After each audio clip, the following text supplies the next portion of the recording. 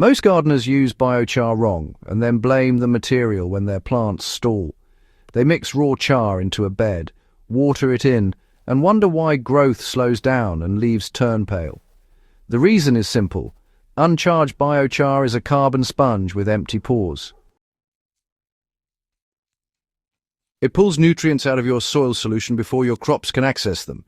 If you've ever seen a bed look worse 2 weeks after adding char, that's exactly what happened.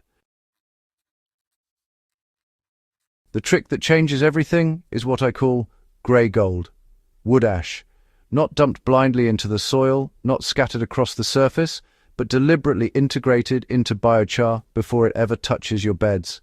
When you combine the two correctly, biochar stops being a nutrient thief and becomes a mineral battery. Over 2 seasons I've seen raised bed soil organic matter rise steadily while compaction decreases. The structure becomes crumbly and easier to replant. Leafy greens in grey gold beds show less tip burn and more resilience under intense sun. The potassium from the ash supports fruiting crops. The calcium improves cell wall strength. The biochar holds those minerals in place instead of letting them wash out after heavy rain. But here's the trade-off you need to understand if your soil is already above pH 7.3.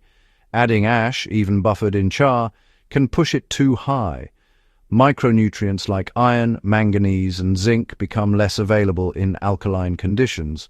In those cases, I reduce ash to half a cup per 10 litres of char, or skip it entirely, and charge biochar with compost and nitrogen sources only.